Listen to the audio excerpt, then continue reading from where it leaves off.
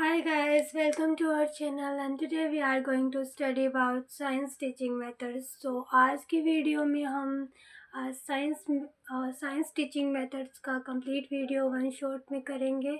तो चलिए शुरू करते हैं। विज्ञान की शिक्षण विधियाँ। तो सबसे पहले हम विज्ञान का अर्थ एवं प्रकृति देखते हैं। विज्ञान को अंग्रेजी शब्द साइंस के हिंदी रूपांतरण के रूप में जाना जाता है। साइंस शब्द है, उसकी उत्पत्ति लैटिन भाषा के साइंटिया शब्द से हुई है। साइंटिया शब्द का अर्थ होता है टू नो यानी जानना, अतः हम जानने को ही विज्ञान के नाम से जाना गया है। और इसके बाद है इसकी परिभाषा। तो प्रकृति के क्रमबद्ध अध्ययन प्रयोगों द्वारा प्रमाणित वर्गीकृत ज्ञान को ही विज्ञान कहते हैं। प्रकृति के क्रमबद्ध अध्ययन एवं प्रयोगों द्वारा प्रमाणित वर्गीकृत ज्ञान को ही विज्ञान कहते हैं। कुछ और परिभाषाएं हैं जो काफ़ी महत्वपूर्ण है, तो उनको भी देख लेते हैं। तो सबसे पहले आइंस्टाइन की देखते हैं। तो हमारी ज्ञान अनुभूतियों की अस्त व्यस्त विभिन्नताओं को एक तर्कपूर्ण प्रणाली बनाने के प्रयास को ही विज्ञान कहते हैं। अस्त व्यस्त शब्द से हम आइंस्टाइन की जो परिभाषा है वो याद रख सकते हैं कि हमारी ज्ञान अनुभूतियों की अस्त व्यस्त विभिन्नताओं को एक तर्कपूर्ण प्रणाली बनाने के प्रयास को ही विज्ञान कहते हैं। इसके बाद हम सत्यपाल की परिभाषा देखते हैं। विज्ञान सृष्टि का क्रमबद्ध ज्ञान है। विज्ञान जो है वो सृष्टि का क्रमबद्ध ज्ञान है, ऐसा सत्यपाल ने कहा। फोनिक्स और हस्टर ने कहा कि विज्ञान ज्ञान का प्रारूप है। उसके बाद डब्ल्यू.सी. डैम्थियर उनका कहना है कि विज्ञान प्राकृतिक विषय का व्यवस्थित ज्ञान है और धारणाओं के बीच संबंधों का तार्किक अध्ययन है जिनमें से ये विषय व्यक्त होते हैं। कोनाल्ड है, उनका कहना है कि विज्ञान अंतर संबंधी संप्रत्यों एवं संप्रत्यात्मक योजनाओं की एक श्रृंखला है जो प्रेक्षण और प्रयोग के परिणाम स्वरूप विकसित हुई है। आप चाहे तो ये नोट्स साथ साथ लिख भी सकते हैं। इसके बाद हम देखते हैं विज्ञान की प्रकृति। तो जो विज्ञान है उसकी प्रकृति तार्किक है। इसका सभी विषयों के साथ सह संबंध होता है, यानी कि कोरिलेशन होता है अदर सब्जेक्ट के साथ। विज्ञान द्वारा जिज्ञासु एवं उदारू मनोवृत्ति का विकास होता है। कैसे मनोवृत्ति? जिज्ञासु एवं उदारू। इससे विद्यार्थी नवीन ज्ञान को खोजने हेतु उत्सुक रहता है, क्यूरियस रहता है, कुछ नया डिस्कवर करने के लिए। इसके अध्ययन से विद्यार्थी तथ्यों यानी फैक्ट्स के आधार पर ही किसी बात को स्वीकार करता है। इससे बालकों में व्यवस्थित तरीकों से कार्य करने की आदतों का विकास होता है। इसके अलावा इसके अपने सिद्धांत एवं नियम होते हैं। इसकी भाषा प्रतीकात्मक एवं संकेतात्मक दोनों होती है। ये याद रखिएगा, काफ़ी इम्पोर्टेंट है कि विज्ञान की भाषा प्रतीकात्मक एवं संकेतात्मक दोनों होती है। इसके द्वारा बालकों में सर्वाधिक मनोवैज्ञानिक दृष्टिकोण का विकास होता है। किसका विकास होता है? सर्वाधिक वैज्ञानिक दृष्टिकोण का विकास होता है। इसके बाद हम विज्ञान की शाखाएं देखते हैं। तो मुख्य रूप से विज्ञान को दो भागों में डिवाइड किया गया है। सबसे पहले भौतिक विज्ञान और दूसरा है जीव विज्ञान। भौतिक विज्ञान के अंदर निर्जीव वस्तुओं का अध्ययन किया जाता है और सजीव वस्तुओं का अध्ययन किया जाता है जीव विज्ञान के अंदर। तो भौतिक विज्ञान है उसके अंदर ये भौतिकी, रासायनिकी, भूगर्भिकी, खगोलीय, गणित आदि विषय आते हैं। और जीव विज्ञान के अंदर चिकित्सा विज्ञान, वनस्पति विज्ञान एवं प्राणी विज्ञान आता है। विज्ञान के लक्ष्य तथा उद्देश्य। विज्ञान के मुख्य रूप से 3 लक्ष्य है: ज्ञानात्मक उद्देश्य, भावात्मक उद्देश्य एवं क्रियात्मक उद्देश्य। B.S. ब्लूम ने ज्ञानात्मक उद्देश्य के बारे में बताया था, कर्टनाल ने भावात्मक उद्देश्य के बारे में और क्रियात्मक उद्देश्य के बारे में सिम्पसन ने बताया था। तो ये तीनों ना आज के टाइम पे हमारे शैक्षणिक उद्देश्य है। ब्लूम का शैक्षणिक उद्देश्यों का क्रम है वो था ज्ञान, भाव और क्रिया। तो इसका कोड हो गया 1 2 3। और वर्तमान शैक्षणिक उद्देश्यों का क्रम है ज्ञान, क्रिया और भाव। तो इसका कोड हो गया 132 यानी 132। और प्राचीन शिक्षा पद्धति के उद्देश्य थे भाव, क्रिया और ज्ञान यानी 231।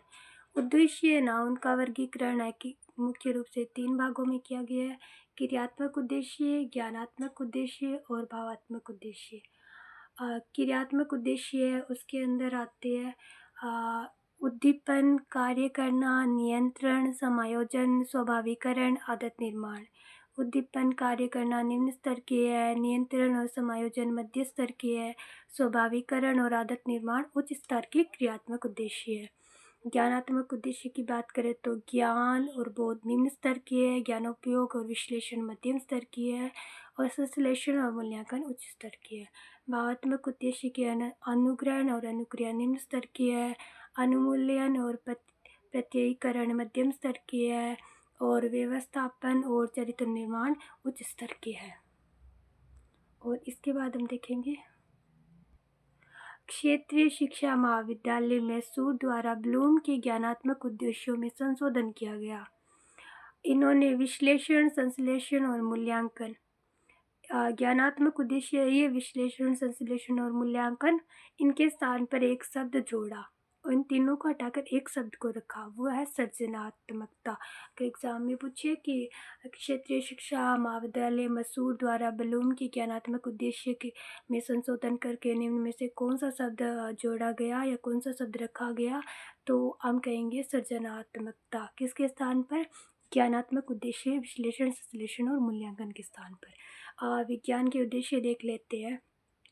तो अंधविश्वास से मुक्ति दिलाना इसका उद्देश्य है कि किसी कार्य को करने के लिए वैज्ञानिक तरीका प्रदान करना, विज्ञान के ज्ञान को बालक के व्यवहारिक जीवन से जोड़ना, इस विषय के माध्यम से बालक को आत्मनिर्भर बनाना, बालकों के अंदर जिज्ञासा की प्रवृत्ति है वो विकास करना उसका, बालकों को वैज्ञानिक साक्षर बनाना, बालकों को वैज्ञानिक बनाना, विज्ञान का लक्ष्य उद्देश्य नहीं।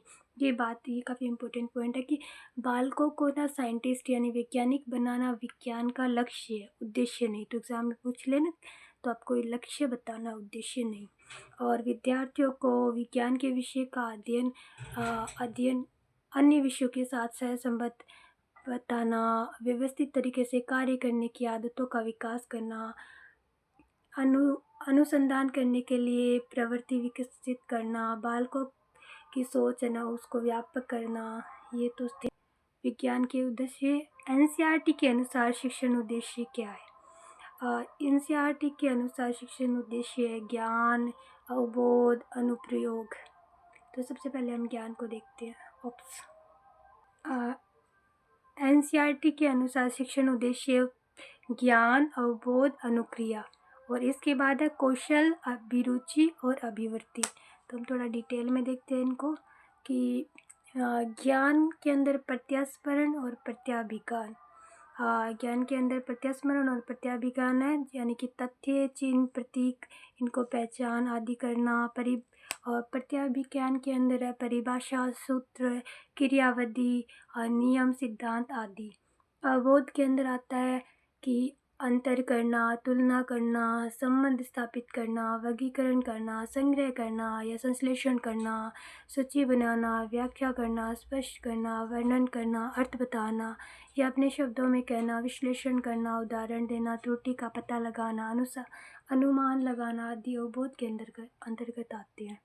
ज्ञानोपयोग या अनुप्रयोग के अंदर आता है प्राप्त ज्ञान को दैनिक जीवन में उपयोग करना, प्राप्त ज्ञान को नवीन परिस्थितियों एवं संबंधित समस्याओं में उपयोग करना, प्राप्त ज्ञान के आधार पर निष्कर्ष निकालना, निर्णय लेना, विधि का चयन करना, प्रयोग करना, त्रुटि में सुधार करना आदि ये ज्ञानोपयोग के अंदर आते हैं। और इसके बाद आता है कौशल। कौशल के अंदर सरलता, शीघ्रता व शुद्धता से कार्य करना एवं गणना करना, उपकरणों को व्यवस्थित करना, सुंदर चित्र, चार्ट एवं मॉडल बनाना, सारणी बनाना, प्रयोग को कुशलता से करना, लेखा चित्र पढ़ना एवं बनाना।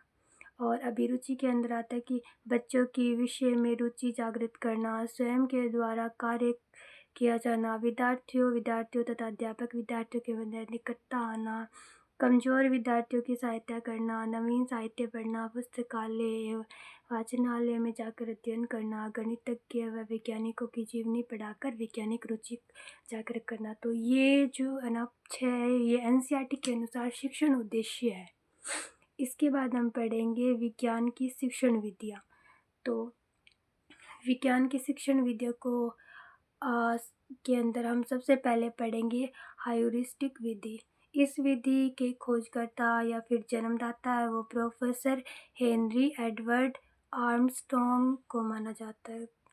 तो इस विधि के खोजकर्ता या जन्मदाता कौन है? Henry Edward Armstrong. ह्यूरिस्टिक शब्द ग्रीक भाषा के ह्यूरिस्टिकोस से बना है, जिसका अर्थ है आई फाइंड आउट।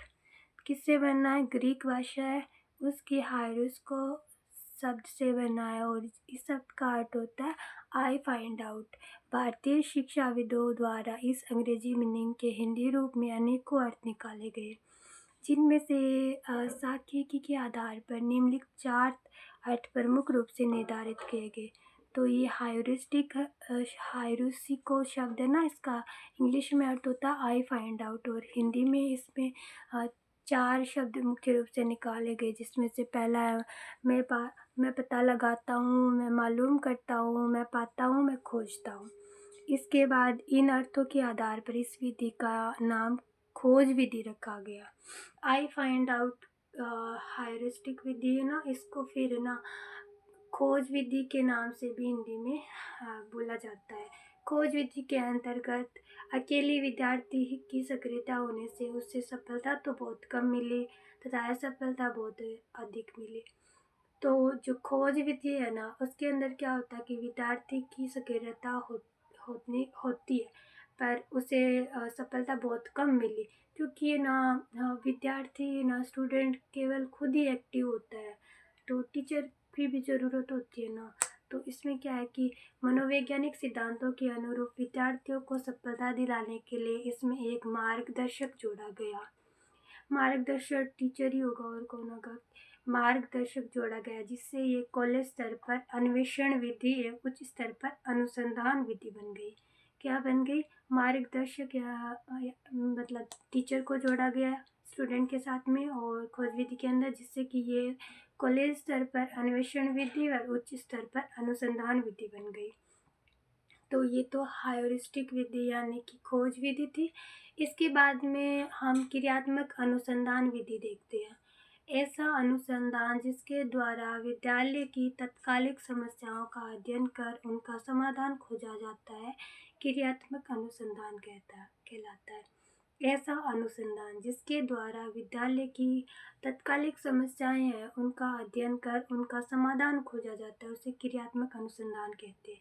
ये निम्नलिखित 5 प्रकार का होता है।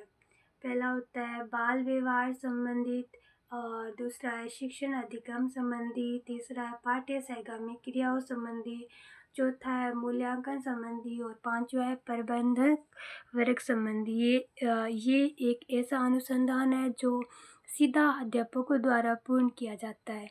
तो क्रियात्मक अनुसंधान के पद यानी स्टेप्स क्या है?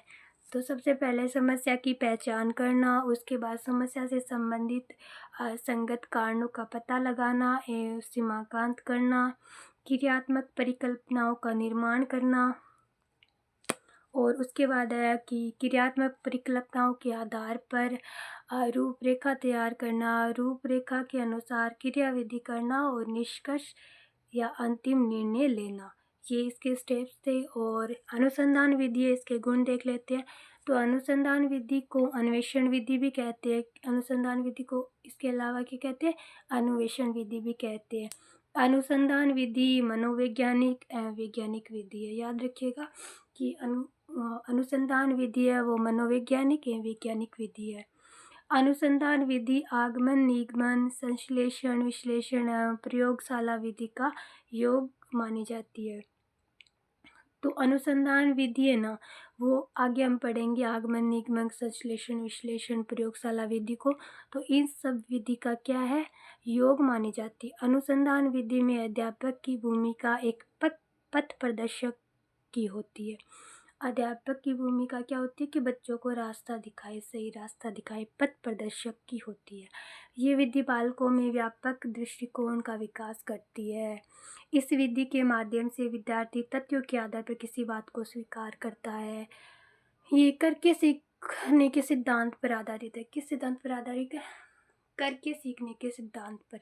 ये बालकों को खोजी बनाती है, अनुसंधान विधि से बालकों में व्यवस्थित तरीके से कार्य करने की आदतों का विकास होता है। अनुसंधान विधि की बौद्धिक क्षमताओं का विकास करती है। अनुसंधान विधि सभी विषयों विशेषकर विज्ञान के लिए अधिक उपयोगी है। तो सबसे ज़्यादा अनुसंधान विधि किसके लिए उपयोगी है? विज्ञान के लिए उपयोगी है। इसके बाद अनुसंधान विधि के दोष भी देख लेते हैं। अभी हमने गुण देखे थे। अनुसंधान विधि के लिए दक्ष विशेषज्ञों को आवश्यकता होती है। अनुसंधान विधि के लिए मतलब कि दक्ष यानी कि क्या होगा? दक्ष यानी कि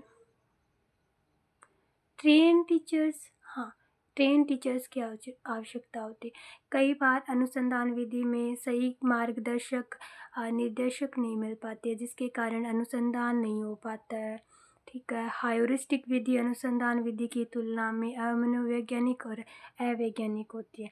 जो अपनी हायूरिस्टिक विधि पहले पढ़ी थी ना, वो अनुसंधान विधि के कंपैरिजन में क्या है? अमनोवैज्ञानिक और अवैज्ञानिक है। ये उसका दोष है। हायूरिस्टिक विधि अध्यापक के शैक्षिक अवसरों को समाप्त कर देती है। ठीक है, अपनी पढ़ाई था उसकी कमी क्या है? हायूरिस्टिक विधि में अध्यापक के ना होने से विद्यार्थियों के लक्ष्य से भटकने की संभावना बनी रहती है। ये हायूरिस्टिक विधि के है दोष। अनुसंधान विधि छोटी कक्षाओं एवं मनबद्धि विद्यार्थियों के लिए बहुत ही कम उपयोगी है। अनुसंधान विधि है ना, वो छोटे बच्चों के लिए, छोटी क्लासों के लिए और छोटे कक्षा के विद्यार्थियों के लिए ज़्यादा उपयोगी नहीं है। इसके बाद हम पढ़ेंगे ये प्रयोजना शब्द प्रयोजनावाद से लिया गया। ये कौन सा आ गया? 11 के बाद। इसके बाद हमारी तीसरी विधि है योजना विधि, प्रयोजना विधि और प्रोजेक्ट विधि। इसे 3 नाम से जाना जाता है। योजना विधि, प्रायोजना विधि। योजना विधि को प्रायोजना विधि कहते हैं और प्रोजेक्ट विधि कहते हैं। योजना विधि विश्व की सबसे प्राचीन विधि है। सबसे प्राचीन विधि योजना विधि है, जिसके द्वारा पढ़ाने से अध्यापक को सफलता के साथ साथ असफलता भी मिलती है। दर्शन शास्त्र जॉन डीवी ने जब ये देखा कि शिक्षक योजना के माध्यम से शिक्षण कार्य कर रहे हैं, तब उन्होंने कहा कि यदि उन्हें शिक्षा का लक्ष्य प्राप्त करना है तो योजना के स्थान पर प्रायोजना बनानी होगी। ऐसा किसने कहा? जॉन डीवी ने कहा। और इसके बाद में ये कि ये प्रयोजना शब्द प्रयोजनवाद से लिया गया। प्रयोजना शब्द है वो किससे लिया गया? प्रयोजनवाद से लिया गया था, जो कि करो और सीखो के सिद्धांत पर है। किस सिद्धांत पर है? करो और सीखो के सिद्धांत पर है। जॉन डीवी के शिष्य विलियम किलीपैट्रिक ने प्रयोजना विधि के लिए रूपरेखा तैयार की, इसलिए प्रयोजना विधि का प्रतिपादक विलियम किलीपैट्रिक को माना गया। देखो, जॉन डीवी ने इसके बारे में बताया, लेकिन विलियम किलीपैट्रिक है वो इनके स्टूडेंट है। इन्होंने क्या किया था? इनकी रूपरेखा तैयार की थी, इसलिए इसका प्रतिपादक का नाम वो विलियम किलीपैट्रिक को माना गया था। विज्ञान शब्द में इसे प्रोजेक्ट के नाम से जानते हैं। किस नाम से? प्रोजेक्ट के नाम से, जो कि विज्ञान की शाखा इंजीनियरिंग अभियांत्रिक से लिया गया था। अच्छा, इस शब्द का प्रथम बार प्रयोग 1908 में हुआ। 1918 में ये लगातार प्रयोग में आने लगा, ये प्रोजेक्ट शब्द। और उसके बाद क्या हुआ? स्कूली शिक्षा में NCF 2005 से प्रयोग में आने लगा प्रोजेक्ट शब्द। प्रयोजना विधि के पद। तो प्रयोजना विधि है उसके स्टेप्स देखते हैं। परिस्थिति का निर्माण करना, योजना का चयन करना, योजना का कार्यक्रम बनाना, योजना के कार्यक्रम का क्रियान्वयन करना, इसका मूल्यांकन करना और लेखा जोखा इसका अंतिम पद है। लेखा जोखा इसका अंतिम पद है, ये आप याद रखेंगे। और इसके बाद में क्या? प्रयोजना विधि के गुण देख लेते हैं।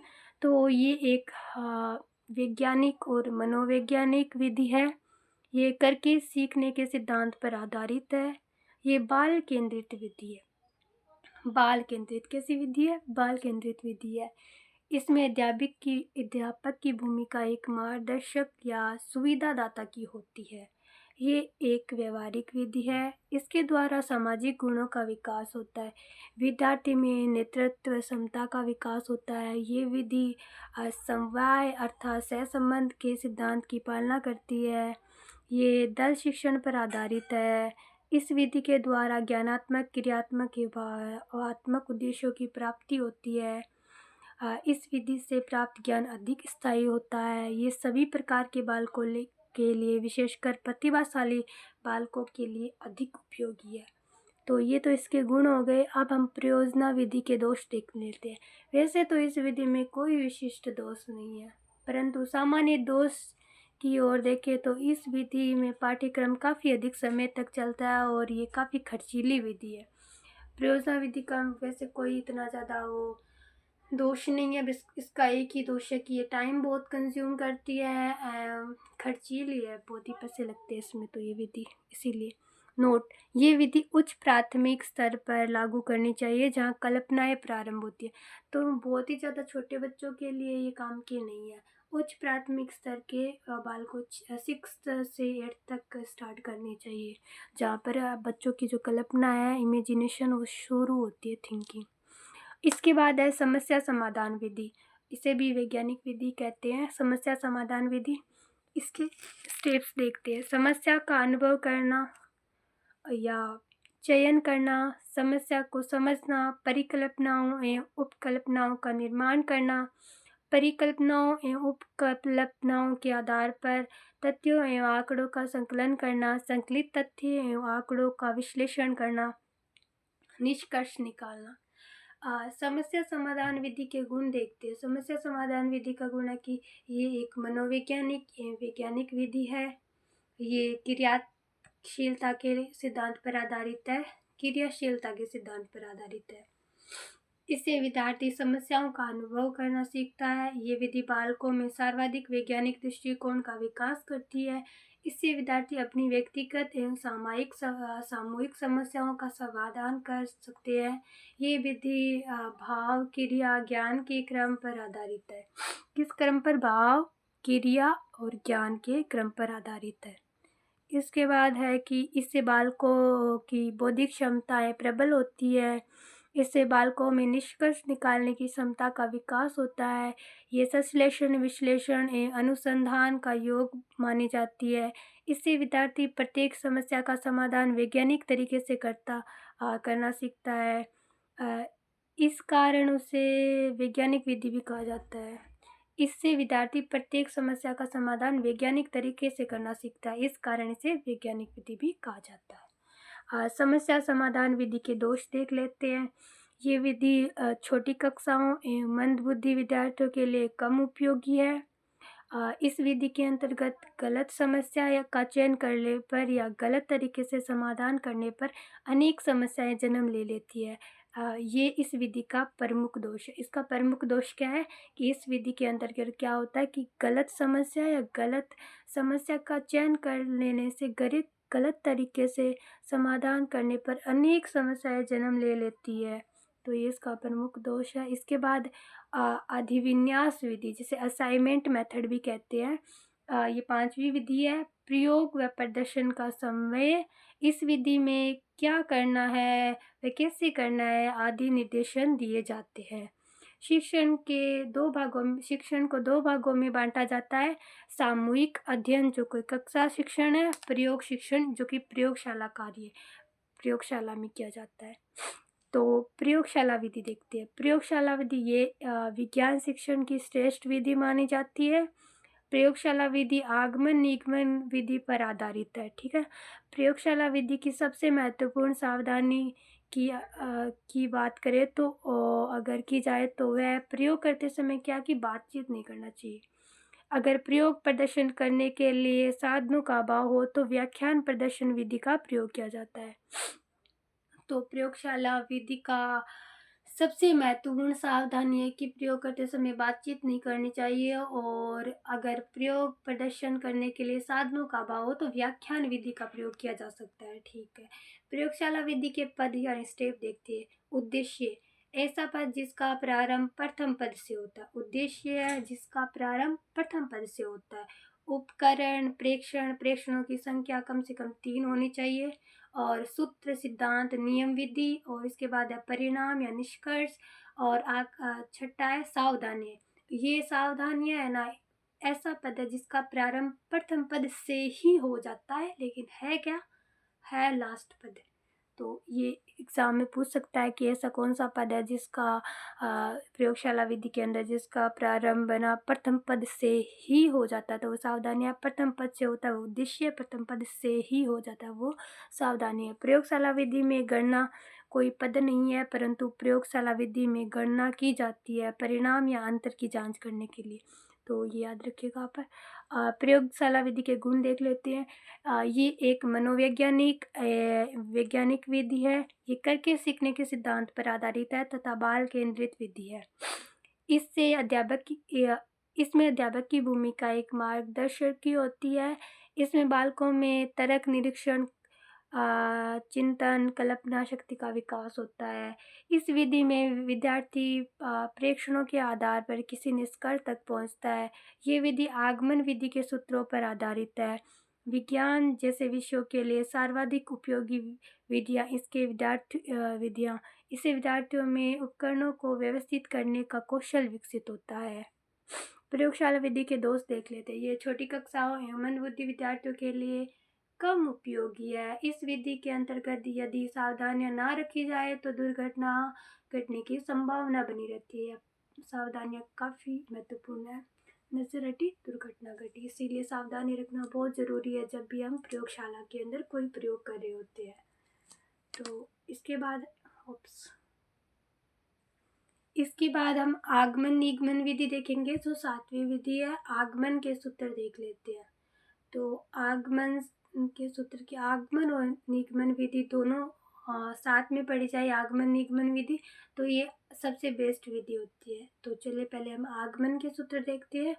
आगमन के सूत्र है ज्ञात से अज्ञात की ओर, प्रत्यक्ष से प्रमाण की ओर, स्थूल से सूक्ष्म की ओर, विशिष्ट से सामान्य की ओर, उदाहरण से नियम की ओर, अनिश्चित से निश्चित की ओर। इसके बाद हम निगमन के सूत्र देखते हैं। तो इसका बिल्कुल ही अपोजिट है, आगमन विधि का बिल्कुल ही अपोजिट है निगमन विधि। तो अज्ञात से ज्ञात की ओर, प्रमाण से प्रत्यक्ष की ओर, सूक्ष्म से स्थूल की ओर, सामान्य से विशिष्ट की ओर, नियम से उदाहरण की ओर, निश्चित से अनिश्चित की ओर। और आगमन विधि के गुण देखें तो ये बाल केंद्रित है, ये मनोवैज्ञानिक एवं वैज्ञानिक विधि है। इसके द्वारा प्राप्त ज्ञान क्या होता है? स्थायी होता है, याद रखिएगा।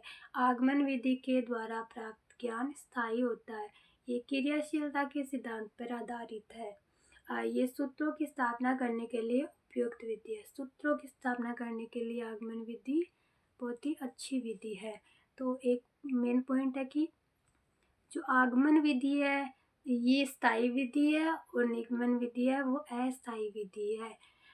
अंक गणित की करने के लिए आगमन विधि है वो सबसे बेस्ट विधि है। तो आगमन विधि के गुण देख रहे थे। ये बालकों को खोजी प्रवृत्ति का विकास करती है। इससे बालकों में तर्क, चिंतन एवं कल्पना शक्ति का विकास होता है। ये कक्षा के वातावरण को सहज बनाती है।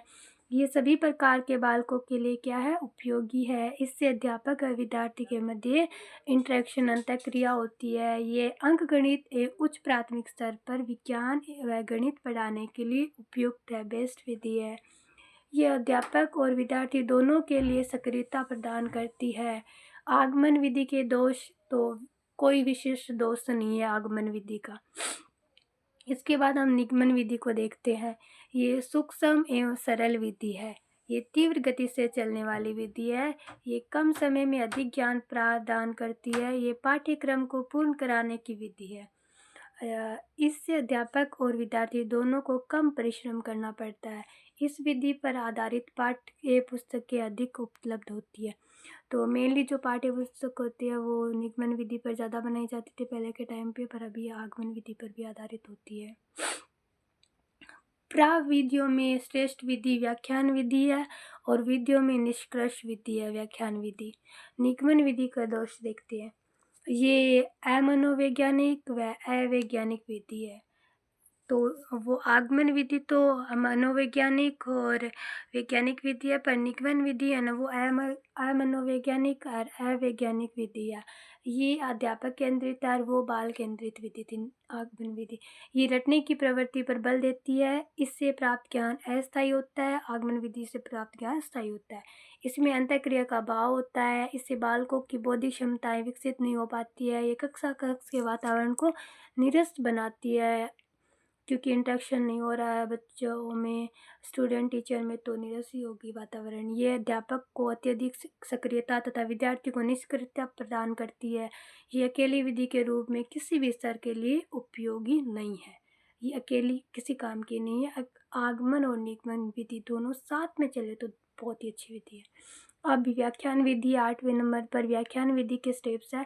व्याख्यान पूर्ण तैयारी, अध्यापक द्वारा व्याख्यान, छात्रों द्वारा संग्रहण, ये इसके 3 पद यानी स्टेप्स है। ऐसी विधि जिसमें मूल्यांकन नहीं किया जाता है, ये है व्याख्यान विधि। ये आपसे पूछ लिया जाए तो आप बता देना। व्याख्यान विधि के गुण देख लेते हैं। ये सूक्ष्म एवं सरल विधि है। ये तीव्र गति से चलने वाली विधि है। इसमें एक ही अध्यापक द्वारा कम समय में अधिक ज्ञान प्रदान किया जाता है। और इसमें अध्यापक एवं विद्यार्थी दोनों को कम परिश्रम करना पड़ता है। ये पाठ्य पुस्तक केंद्रित विधि है। ये ना तो अध्यापक केंद्रित है, ना ही बाल केंद्रित है। ये क्या है? पाठ्य पुस्तक केंद्रित विधि है। इसमें विषय का संपूर्ण पाठ्यक्रम को पूर्ण कराया जा सकता है। किसी भी विषय के ऐतिहासिक विवेचना करने के लिए उपयुक्त विधि है। इतिहास पॉलिटिक्स वगैरह को पढ़ने के लिए आई थिंक ये बेस्ट विधि है। पोइट्री वगैरह। इस विधि के अंतर्गत यदि वक्ता योग्य एवं प्रभावी हो तो उसके भाषण से उत्साह, प्रस्तुति करने का ढंग इत्यादि गुणों का विकास हो सकता है। इसमें क्या कि अध्यापक है वो बहुत अच्छा वक्ता है, देन तो क्लास में उत्साह वगैरह के गुण विकास हो सकते हैं स्टूडेंट में, वरना फिर दिक्कत आ जाती है। तो टीचर अच्छा होना बहुत ज़्यादा ज़रूरी है इस विधि के अंदर। नवीन प्रकरणों को ज्ञान देने से पूर्व उसकी धारणा करने की ये सर्वोच्चतम प्रविधि है। विधि नहीं, प्रविधि है। नवीन प्रकरणों को ज्ञान देने से पूर्व उनकी धारणा करने के लिए सर्वोत्तम विधि है ये। व्याख्यान विधि के दोष देख लेते हैं। तो ये अमनोवैज्ञानिक और अवैज्ञानिक विधि है। ये अध्यापक केंद्रित विधि है। इससे प्राप्त ज्ञान अस्थायी होता है। ये रटने की प्रवृत्ति पर बल देती है। इसमें अंतःक्रिया का अभाव रहता है।